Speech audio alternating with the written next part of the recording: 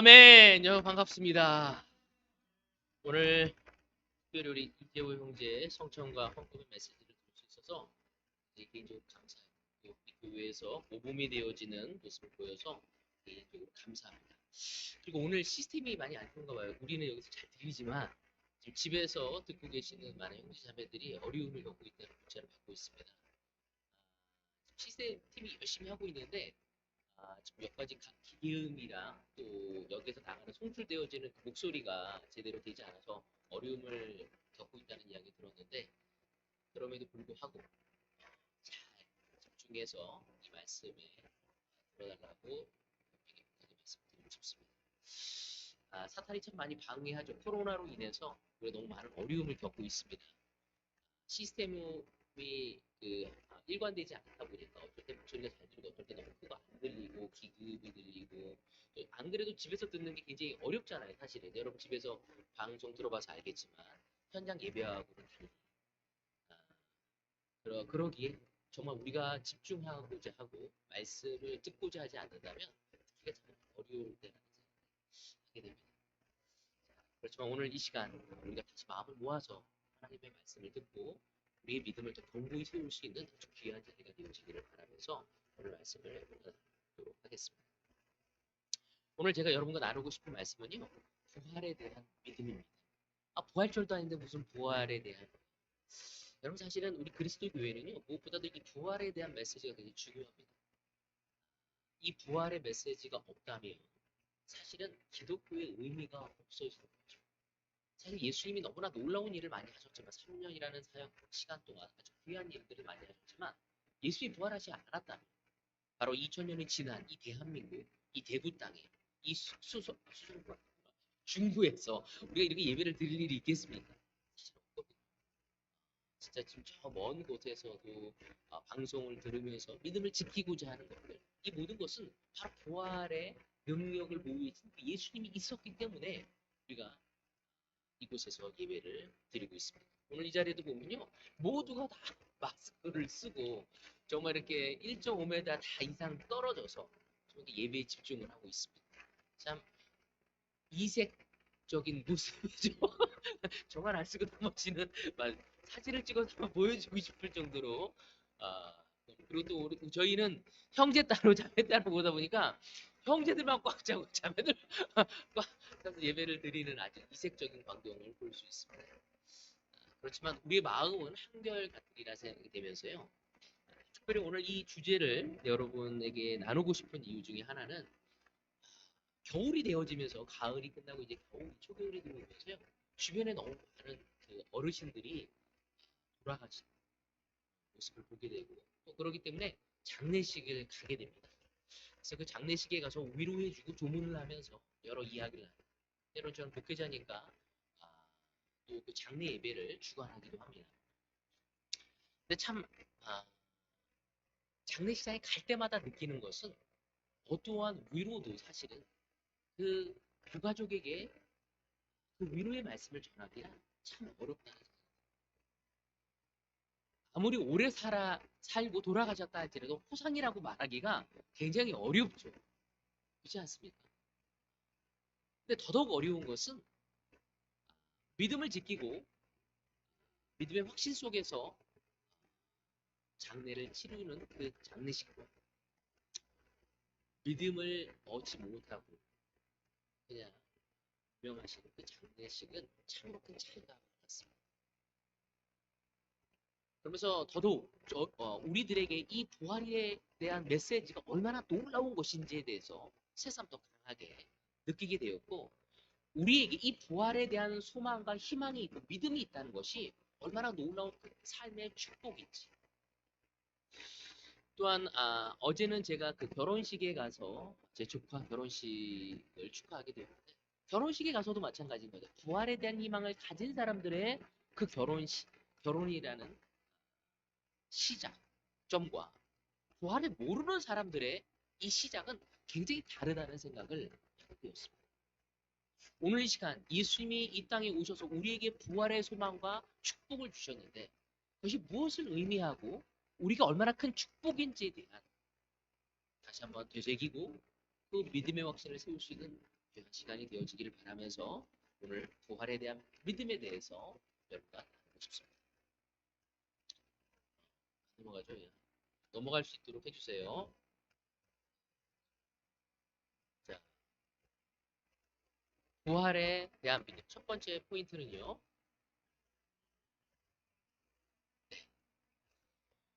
현재의 삶을 변화시킨다. 부활에 대한 믿음을 가진 자는요. 현재의 삶을 변화시킬 수 있습니다. 우리 함께 사도행전 4장 32절에서 37절 같이 보도록 하겠습니다. 많은 신도가 다 한 마음과 한 뜻이 되어서 아무도 자기 소유를 자기 것이라고 하지 않고 모든 것을 공동으로 사용하였다. 이게 초대교회 모습입니다. 읽을 때마다 참으로 감동이에요. 그냥 이상적인 사회가 아니었고 실제로 이런 일이 벌어지고 있었던 거였죠. 사도들은 큰 능력으로 주 예수의 부활을 증언하였고 사람들은 모두 큰 은혜를 받았다. 그들 가운데는 가난한 사람이 한 사람도 없었다. 땅이나 집을 가진 사람들은 그것을 팔아서 그 판돈을 가져다가 사도들의 발 앞에 놓았고 사도는 각 사람에게 필요에 따라 나누어 주었다. 키프로스 태생으로 레위 사람이요 사도들에게서 바나바 곧 위로의 아들이라는 뜻의 별명을 받은 요셉이 자기가 가지고 있는 밭을 팔아서 그 돈을 가져다가 사도들의 발 앞에 놓았다. 아멘. 여러분 초대교회는 정말 아름다운 섬김과 희생과 나눔이 있었음을 우리는 발견할 수 있습니다. 지금도 우리의 것을 가지고 우리의 재능, 우리의 시간, 우리의 마음, 또 우리의 재정적인 것, 우리가 가지고 있는 많은 것을 가지고 형제자매들을 섬기는 모습은 참으로 아름답고 훌륭해 보입니다. 여러분, 이 아름다운 섬김과 희생과 나눔, 이 뿌리는 무엇일까요? 바로 그 뿌리는 부활에 대한 믿음이 있었기 때문에 초대교회의 헌신과 섬김과 바로 나눔의 가장 큰 근원적인 뿌리는 부활에 대한 믿음이 있었기 때문에 여러분 그런 경험해 보셨습니까? 여러분 아이들한테 음식을 주고요. 많이 있었을 때 아빠 하나만 줘 이럴 때와 엄마 하나만 줘 이럴 때와 하나밖에 남지 않았었을 때 하나만 달라고 했었을 때 아이들의 반응을 보셨습니다. 우리 미니와 다은이는요 어렸을 때 많이 있었을 때는 아빠 하나면 아주 밝게 웃으면서 하나를 줍니다. 근데 하나밖에 남지 않았어. 근데 하나를 달라고 하면 어떻게 될까요?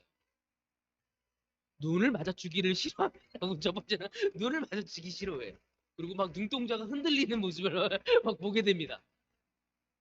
싫다고 말하기도 애매하고 두려워함을 느낌을 받게 된 거죠. 여러분 이렇듯 우리가 풍성할 때는 나눌 수 있지만 풍성하지 않다고 느꼈을 때 그 과자가 뭐라고 사탕이 뭐라고 껌 하나가 뭐라고 그 아이들은 눈동자의 모습을 보게 되죠. 여러분 우리의 삶의 부활도 마찬가지죠. 우리가 부활에 대한 확신이 없다면 지금 현 상황에 인색해질 수밖에 없습니다. 원래 사도들의 모습은 어떤 사람이었습니까? 한번 생각해 보십시오.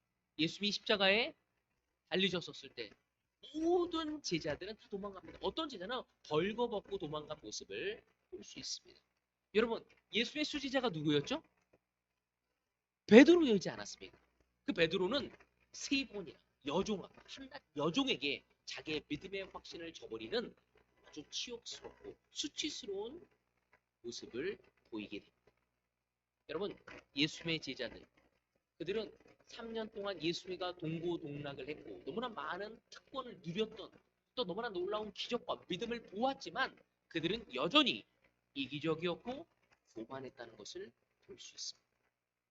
심지어 예수님의 고통과 기분에 상관없이 요한과 야고보는 어떤 이야기합니까? 주님의 오른쪽과 왼쪽에 앉게 해달라고 권력의 맛을 못 맛본 거죠, 얘네들이. 예수님이 능력 나오니까, 야, 예수님의 오른발에 앉고 싶다, 왼발에 앉고 싶다 하면서 그런 이야기를 하고 부탁하고 있는 게 요한과 야고보였다는 거죠. 여러분 나머지 제자들은 어땠습니까? 그런 모습을 보고 차마 내가 꺼내지 못한 걸 네가 꺼내? 하면서 열받아하고 부르게 하는 모습을 또한 볼 수 있습니다. 그런 제자들, 교만하고 이기적이었고 세속적이었던 그 제자들이 변화가 되었던 것이 무엇입니까? 그들이 변화되어서 남들을 섬기고 사랑하는 자들이 되었습니다. 어느 정도로 섬기고 사랑했냐면 자기의 목숨, 예수님처럼 자기의 목숨을 바칠 정도로 헌신과 희생과 나눔을 가진 사람들이 바로 예수의 제자들이었습니다. 이 변화는 부활의 믿음이 없이는 불가능하고 설명할 필요 없습니다. 그들은 세상적이었고 이기적이었고 교만했고 그리고 굉장한 두려움이 많은 사람들, 용기 없는 자들이에요. 여러분 교회를 다니고 예수를 믿는다고 하면서도 삶의 변화가 나타나지 않는 사람. 여러분 우리가 교회를 다니고 예수를 따르고 있다면 그리스도인이라고 생각한다면 우리 또한 예수의 제자들처럼 그런 삶의 변화 그것이 우리에게 필요하고 또 있어야 한다는 것입니다. 그러나 교회를 다니면서도 예수를 믿는다고 하면서도 삶의 변화가 나타나지 않는 사람들도 있다는 것입니다. 그런 사람들은 남들이 낙심할 때 자기도 낙심하고 남들이 넘어질 때 자기도 넘어지고 남들이 타협하면 자기도 타협하는 사람들이죠. 그 이유가 무엇일까요? 그 이유가 뭘까요? 남들이 낙심하면 자기도 낙심하고 남들이 넘어지면 나도 넘어지고 남들이 타협하면 나도 타협해. 그 이유가 무엇일까요? 이유 경험자로서 한번 얘기 좀 해주십시오. 왜 그렇죠? 확신.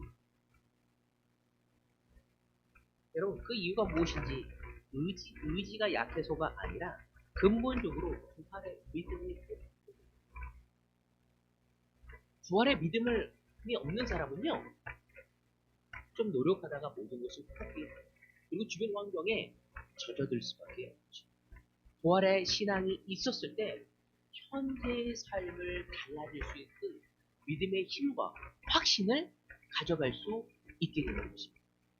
이 땅에서 째째하고 옹졸하고 종교적이고 염세적인 생각으로 살아가는 이유는 바로 부활에 대한 신앙이 왜 부활에 대한 믿음이 없는 사람은 지금이 현재가 전부 다이기 때문입니다. 그래서 부활에 대한 믿음이 있는 사람은 지금이 내가 영원한 것을 예수님이 부활의 첫 열매가 되셨던 것처럼 우리도 부활할 것이라는 믿음의 확신을 우리는 가져야 합니다. 제가 요즘에 계속적으로 우리 혜정이에 대해서 우리 노혜정 자매에 대해서 이야기합니다. 근데 저번 주에 저희 전임 모임이 있었거든요. 자는데 우리 병왕식 목사가 추도 예배를 장례식을 치고 나서 그때 우리 노혜정 자매의 어머니 우리 동의호수 와서 너무 밝은 몸 딸의 추도 예배를 드리고 그래서 거기 모인 사람들이 중에 제일 밝은 거예요. 그래서 딴 사람이 자기 이상하게 볼까봐 내가 이렇게 밝은 이유를 설명해 주셨어요. 이유가 뭐냐면 내 딸 혜정이는 지금 천국에 가서 내 딸을 보고 싶고 내 딸을 지금 네.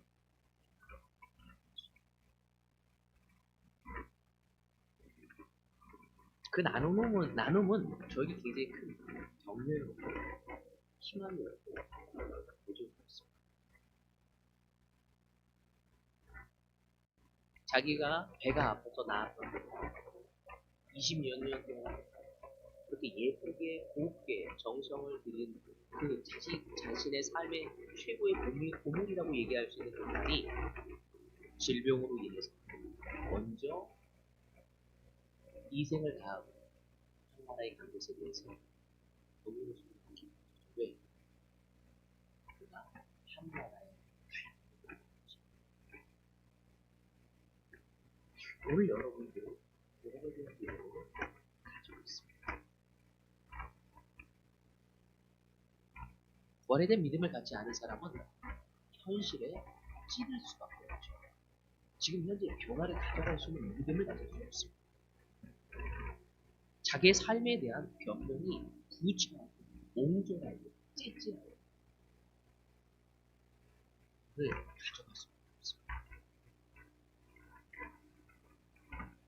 요한복음 11장 26절 예수께서 마르다에게 말씀하셨다. 나는 부활이요 생명이니 나를 믿는 사람은 죽어도 살 것이라고 했습니다.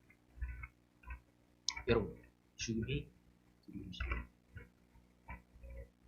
현재 여러분 죽음이 두려우십니까?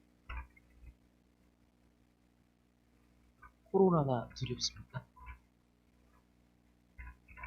두렵습니다. 저 우리가 꼭 알아야 되죠. 하나님 우리 죽음이 끝이 아니라는 것이죠.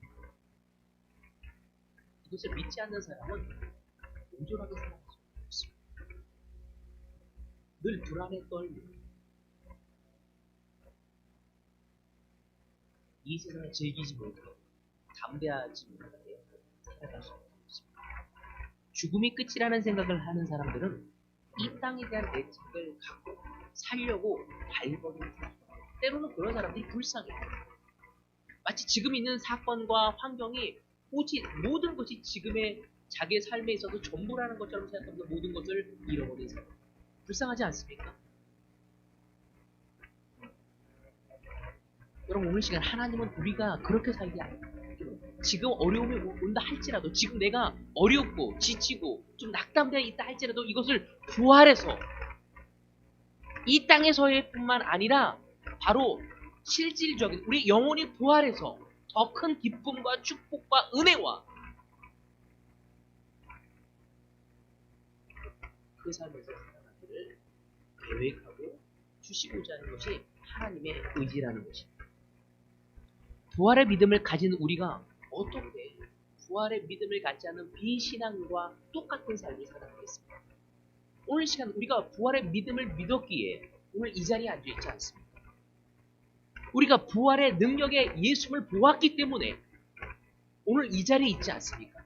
그렇다면 우리는 비신앙인들, 믿음이 없는 사람들과 같이 이 세상의 것에 연연하여 하면서 살아가서는 안 된다는 것입니다. 여러분 사도들에게는 확실한 부활의 믿음이 생겼기에 그들의 삶의 변화가 있었던 것입니다.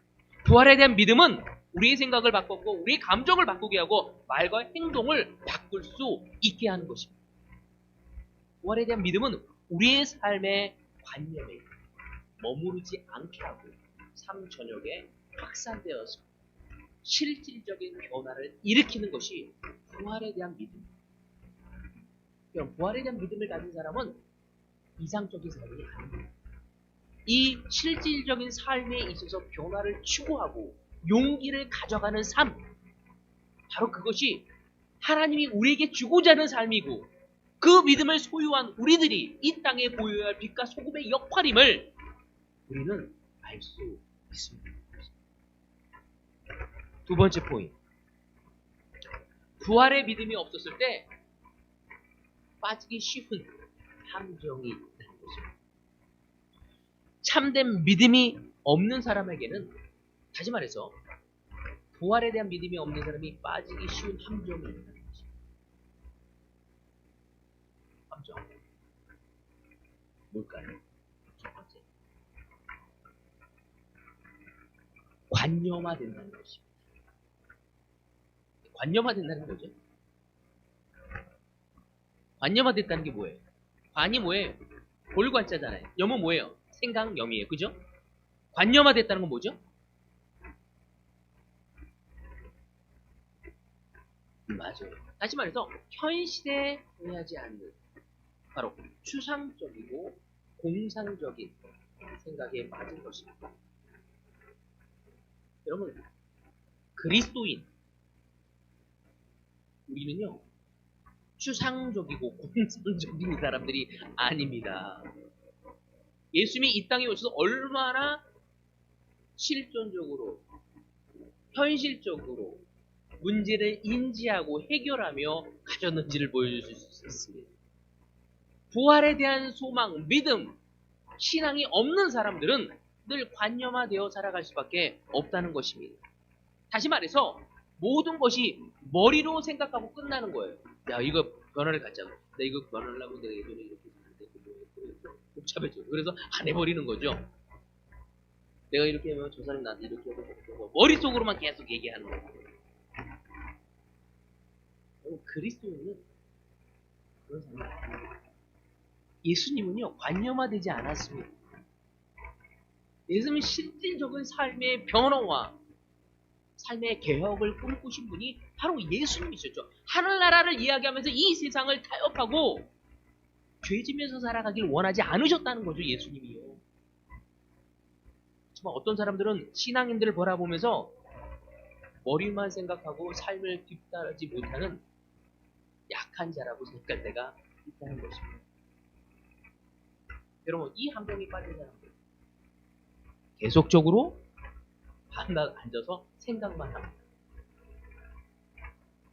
여러분, 신앙, 우리가 믿는 이 믿음의 삶은요, 행하는 삶입니다. 탁상공론이 아니라는 거죠. 그리스도인은 말만 그리스도인이 아니라 어떤 사람들은요, 성경책을 갖고 다니면 부적절로 자기 지켜줄 것 같아요. 성경책을 머리에 메고 자는 사람도 있습니다. 자기 차에 사고 나지 말라고 성경책을 집에다 올려놔서 있습니다. 그렇게 돼서는 되겠습니까? 성경책이 정말 차 안에 있는다고 해서 사고가 안 납니까? 네? 안 나요? 나요. 십자가 올려놔도 나요. 여러분, 우리의 신앙, 우리 믿음은 생각만으로 하는 것이 아니라 우리의 삶에 적용되어져야 합니다. 여러분, 신앙은 삶인데도 불구하고 행동을 위해서는 손 하나 까딱하지 않고 단지 생각으로 아니면 인터넷으로 손가락을 몇 개를 치면서 자기의 생각을 던지는 것은 올바른 부활의 믿음을 가진 사람이라고 이야기할 수 없습니다. 여러분, 기독교를 잘 생각해요. 초대교회에 이어서 중세 때 중세를 안 보게 시대라고도 얘기하거든요. 근데 참 안타깝죠? 중세 때는 어느 시대였어요? 기독교 시대였어요. 그렇지 않습니까? 왕보다 파워가 센 사람이 누구였어요? 왕이었어요, 사실은. 그 정도로 엄청난 재력적으로, 그리고 종교의 사유재산을 인정하면서 엄청난 교회가 부를 이루게 됩니다. 세금도 내지 않습니다. 열애가 되어지게 된 거죠. 그래서 엄청난 부를 이루었는데 너무 재밌는 것은 그때 교회가 타락하면서 생긴 게 뭐냐면 모든 것이 기독교가 쇠퇴하면서 그 특징이 뭐냐면 모든 것이 관념화되어 있어요. 생각만 형식적으로만 이루어지는 거죠. 그래서 너무 안타까운 건 뭐냐면 수도원 근처에는 창녀촌이 있다고 해요. 이게 뭡니까? 오늘 여러분의 삶으로 어떻습니까? 관념화되는 사람은요, 자기 삶에 영향을 안 줍니다. 두 번째, 믿음에 부활에 대한 믿음이 없는 사람에 빠지기 쉬운 그 함정 중에 또 하나가 현실 도피라는 것입니다. 여러분, 부활에 대한 믿음이 없는 사람은 이기는 능력이 없습니다. 예수님이 죽음을 이기고 부활하신 것을 믿을 때 우리도 삶에서 죽음의 세력을 이길 수 있습니다. 죽음을 이길 수 있다는 것은 죽음에 대한 두려움으로 사는 것이 아니라 죽음을 극복하고 그 두려움을 이겨서 나가서 더 이 세상에 강력한 영향을 주는 것을 의미하는 거죠. 반대로 부활에 믿음이 없는 사람은 이길 능력이 없습니다. 아니, 이길 자신이 없는 거죠. 이길 자신이 없고 이길 능력이 없는 사람은 어떻게 살죠? 어떻게 살아요? 그런 사람들은 그냥 조용히, 그냥 자숙합니다. 머리 숙이고 그냥 시대에 수용하며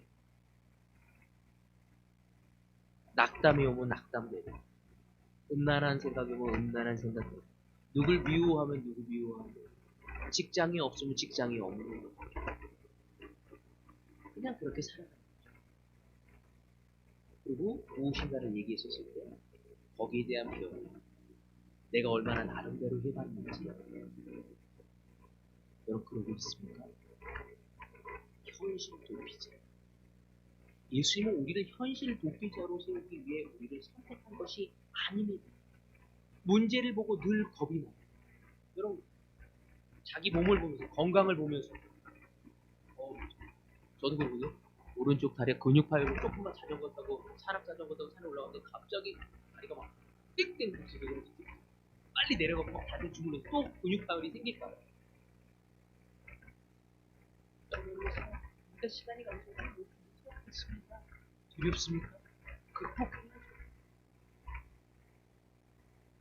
저희 어머님이 오른쪽 팔을 사용할 수가 없습니다. 제가 어머니한테 뭐라고 하냐면 그 오른쪽 팔 때문에 어머니의 삶이 변화될 수도 있고 그 오른쪽 팔 때문에 어머니의 삶이 더 비참해질 수도 있고 그러면 누가 선택할 건지 어머님이 선택할 수 있다는 얘기를 계속 주고 있어요. 저희 어머니 연세가 73세예요. 47년생. 여러분 우리 형제자매 여러분 또한 여러분의 삶의 고난과 역경을 어떻게 받아들이고 있습니까? 너무 쉽지 않은 상황에서 그냥 현실 도피만 하려고 하고 있는지 아니면 직시하고 부활의 능력을 믿고 그럼 부활의 능력을 믿지 않는 사람 현실 도피자들은 늘 안전지대로 도망치죠.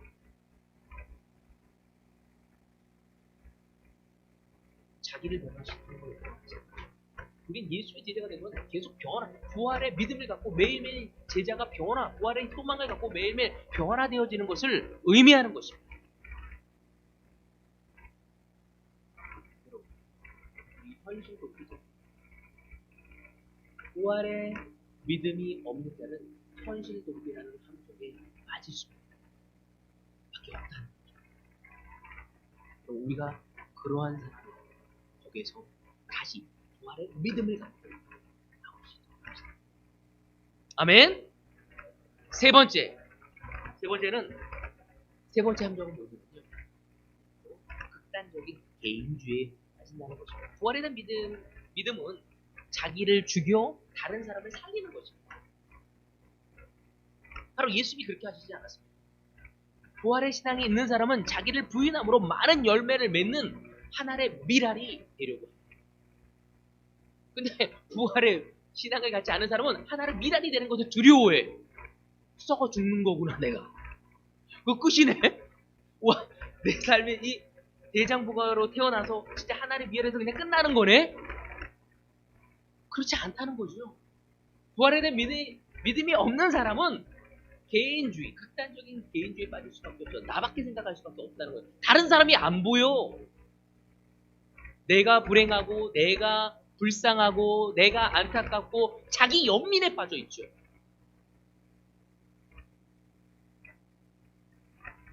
요한복음 12장 24절 25절 내가 진정으로 너희에게 말한다. 미랄 하나가 땅에 떨어져서 죽지 않으면 하나 그대로 있고 죽으면 열매를 많이 맺는다.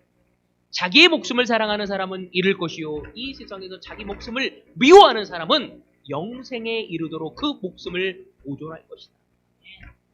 여러분 예수님이 우리에게 얘기하셨습니다. 너희들이 진정 하나의 미랄이 되어 땅에 죽지 아니하면 열매를 맺을 그렇지만 죽는다면 열매를 맺을 거라고 얘기하면서 자기 목숨, 자기 삶이죠. 자기 삶을 얻고자 하는 사람이 잃을 것이고 자기 삶을 버리고자 하는 사람은 어떻게 할 거예요? 삶을 포종할 것이라고 얘기했어요. 이수진 장군이 얘기해요. 살고자 하면 죽을 것이요 죽고자 하는 사람은 살 것이다. 예수님이 먼저 썼는데 이수진 장군이 어떻게 그걸 사용하셔서 아주 놀라. 여러분 부활의 신앙이 없어서 나타나는 현상과 어디 하는가? 개인주의 방법, 자기 방법. 이기적으로 된다는 거죠. 1장 8절에 보면 사도입니다.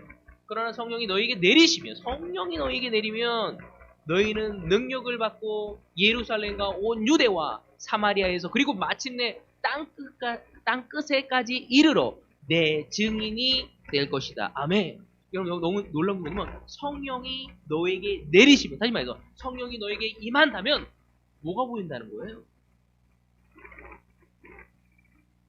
예루살렘이 보이고 유대가 보이고 사마리아까지 보이고 땅끝까지 보게 될 거라는 거죠. 성령이 안 되면 어떻게 될 거예요? 상창이만 보게 될 거죠. 상창이는 상창이만 보게 될 거고 필경이는 필경이만 보게 될 거예요. 내 배꼽만 보는 거죠. 수용이는 어디 볼까요? 수용이 배꼽만 보게 되겠죠. 저는 제 배꼽만 보겠죠. 성령이 내리지 않은 사람은 자기 거에만 포커스했습니다. 내 돈, 내 집, 내 가정, 내 건강, 내 즐거움. 반주까지 이렇게 나와주고 하면 여러분 오늘 시간 과하게 믿지 않는데 그 함정이 수하게 바로 성령님은 우리로 하여금 다른 사람을 보게 만드는 능력을 주신다는 거죠. 성령이 임한 사람만 다른 사람을 불쌍히 여길 수 있고 다른 사람의 필요를 볼 수 있고 다른 사람 아니면 자기만 봐서 다른 사람 나보다 잘난 사람하고 비교하면서 자기는 자기 연민이 계속 빠져서 자기 개인주의에 빠질 수밖에 없다는 거죠.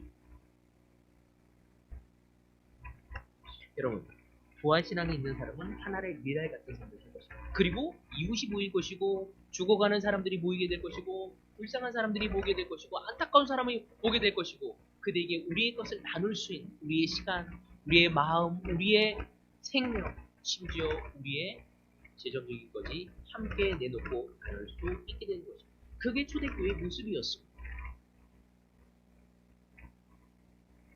부활에 대한 믿음이 없으면 모든 것을 관념적으로 만들고 현실 도피가 이루어지고 극단적인 개인주의의 덫에 빠질 수밖에 없다는 것입니다. 반면에 반대로 부활에 대한 믿음이 있으면 이 관념적이고 현실 도피적인 마음과 개인주의를 완전히 깨버리게 된다는 거죠.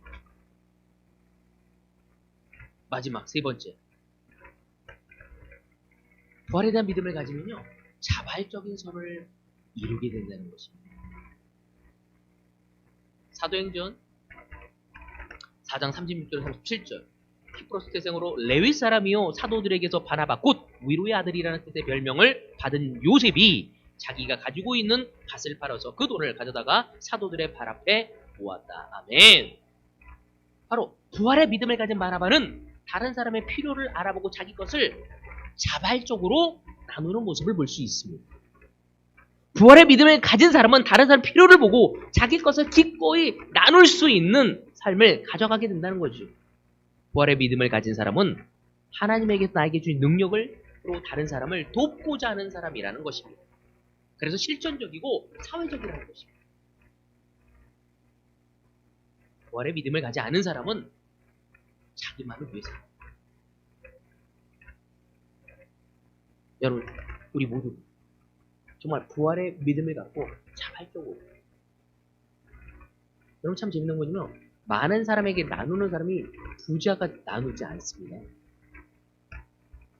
돈이 많은 사람이 능력이 많은 사람이 많이 나누는 것이 아니고요. 없어도 많이 나눌 수가 있습니다. 어떨 때? 바로 다른 사람을 보는 사람. 그때 나누게 됩니다. 이제 12월 성탄절이 오고 있습니다. 12월을 마감하고 있습니다. 올 한 해 2020년을 마감하고 우리는 2021년을 또 환영해야 합니다. 여러분 여러분의 것에만 초점이 되어 나는 시간도 없고 나는 돈도 없고 나는 몸도 약하고 여러분 이 레슨은 회피하지 마십시오. 집중하십시오. 이건 다른 사람의 레슨이 아니라 여러분을 위한 레슨입니다. 이건 여러분의 아내에 대한 레슨도 아니고 내 친구가 들었으면 하는 레슨도 아니고 나에 대한 메시지임을 기억하십시오. 우리는 부활의 믿음의 소망을 가진 자로서 이 세상을 승리할 수 있고 다른 사람을 섬길 수 있는 사람들이라는 것입니다.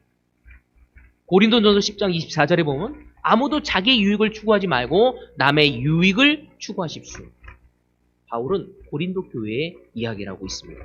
빌립보서 2장 3절 4절 무슨 일을 하든지 경쟁심이나 허용으로 하지 말고 겸손한 마음으로 하고 자기보다 서로 남을 낮게 여기십시오. 낮게가 아니라 낮게, 나보다 better than me, 나보다 더 놀랍다고 여기라고 얘기하고 있습니다. 또한 여러분은 자기 일만 돌보지 말고 서로 다른 사람들의 일도 돌보아 주십시오. 우리에게 재능을 주고 능력을 주고 재력을 주신 것을 나누라고 이야기하고 있습니다. 부활의 믿음이 중요한 것은 부활의 신앙은 바로 성령님의 역사로 선을 자발적으로 이룰 수 있게 되어지는 거죠. 오늘 우리가 이 예배를 마치고 또 김천에 가서 우리 박은정 아버님의 장례식을 저희 교회가 주관하게 되었습니다. 너무 감사했습니다. 그들에게 위로를 전할 수 있고 그들에게 우리의 사랑을 전할 수 있고 대가성이 아니라 주님에게 받은 사랑을 나눌 수 있는 것. 어쩌면 좀 더 쉬면 낫겠죠. 그렇지 않습니까? 기름값도 아끼고요. 조의금도 아끼고요. 체력도 보호하고. 그렇지 않아요? 너무 재밌는 건 그런 봉사하는 사람이 더 삶의 기쁨이 넘친다는 것입니다. 하나님은 우리를 영적인 DNA를 남을 섬겼을 때 더 기쁨을 가져갈 수 있게 만드신 분이 우리 주님입니다. 왜? 부활의 믿음을 우리에게 주셨기 때문이죠.